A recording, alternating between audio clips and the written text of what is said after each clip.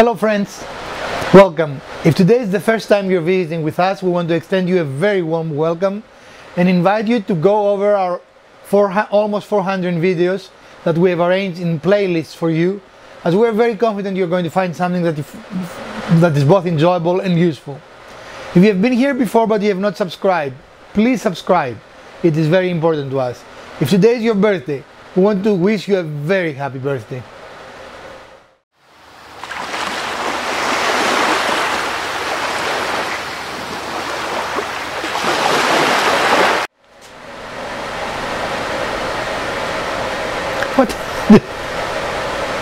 What are you doing? I'm recording.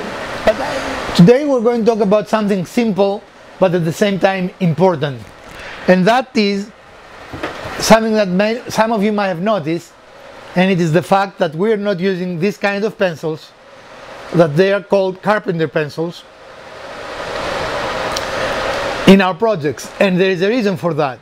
While there is many advantages in using Carpenter pencils in carpentry, for example, the width of a Carpenter pencil is ½ inch, so if you need the ½ inch measurement, you always have it. These pencils are designed to do very rough measurements. They are for building. When builders build houses, you know, carpentry. When you're woodworking, you need something that's a little more precise. So we, in general, use something like this. I mean, these are pencils that I like. They have a very fine point. I'm not sure how you can saw that on the... Anyway, I think people get the point. They have a very fine point. My favorite are these normal mechanical pencils that you can find even in the dollar store. I mean, you know, they're nothing special, but they leave a nice, what you would call it, a nice line. Or a typical number 2 pencil that is readily available anywhere, right? And as long as it has a nice sharp nose, is that nose? Point nose, then you have very good and precise measurement. Also, there are devices that you can use to measure. And of course, by measures I meant marking, not measures. You know, I kept saying measures, I apologize, but it's marking. But for example, a scribe doesn't have any lead on it, it just has points, but allows you to make good straight lines on a piece of wood. Or you can use a blade like this, or any kind of blade really will happen.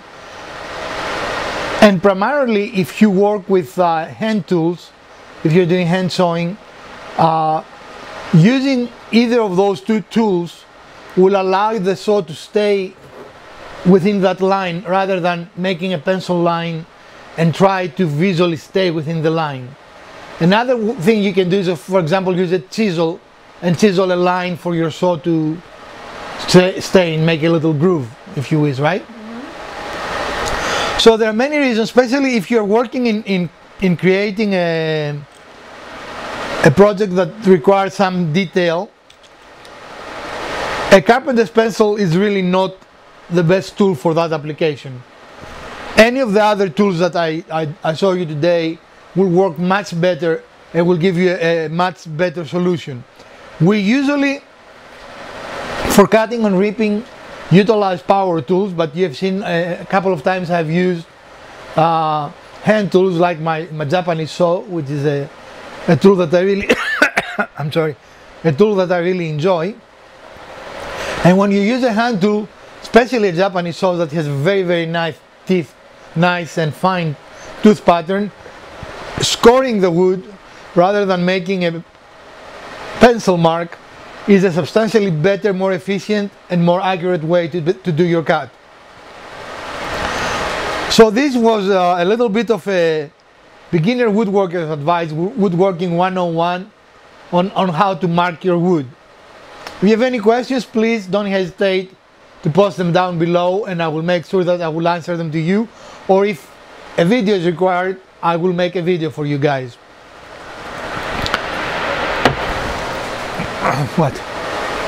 Oh, you're ready again. You stop and you start? Yes. Okay. Well, friends, thank you for visiting with us today. This is our very short episode for this Wednesday. And if you did like it, if you find it to contain something useful information for you, please smash that like button. If you didn't, smash the other button twice. Share, like, subscribe, and comment below. And don't forget to click the little bell icon to be notified every time that we publish new material. From the Garage Wizard, Mrs. Wizard, and the Urban Homesteading channel, we bid you a great week.